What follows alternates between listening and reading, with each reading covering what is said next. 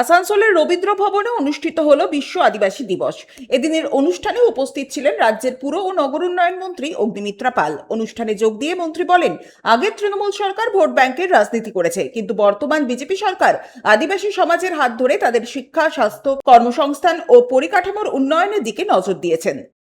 আজকে আন্তর্জাতিক জনজাতি দিবস, আদিবাসী দিবস এবং আজকে অল ইন্ডিয়া অল আদিবাসী কোঅর্ডিনেশন কমিটির তরফ থেকে আজকে এখানে এসেছিলাম।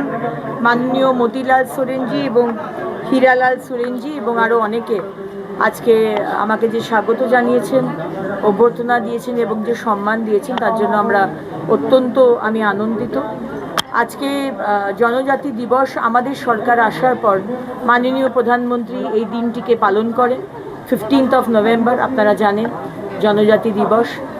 এবং আজকে যেটা বললাম যে আদিবাসীদের সমাজ থেকে যেভাবে স্বাধীনতা, ভারতবর্ষের স্বাধীনতার জন্য লড়াই করেছেন, আজকে ভগবান বিরসা মুন্ডা বলুন, সিধু কানু বলুন, এটা ভোলার নয়।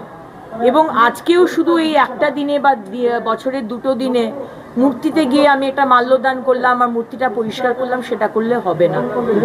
আগের সরকার ভোট ব্যাংকের রাজনীতি করেছে, কিন্তু আজকে এই নতুন সরকার, মাননীয় মুখ্যমন্ত্রী শুভেন্দু অধিকারীর সরকার এবং মাননীয় প্রধানমন্ত্রী নরেন্দ্র মোদীজির নেতৃত্বে আজকে আদিবাসী সমাজকে তাদের হাত ধরে তাদের যাতে শিক্ষা, স্বাস্থ্য, কর্মসংস্থান এবং পরিকাঠামো যাতে উন্নয়ন আমরা করতে পারি, আমরা কিন্তু সেটাই দেখব।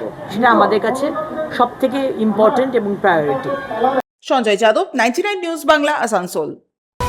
আপনারা দেখছেন 99 নিউজ বাংলা। বদলাবো আমরা।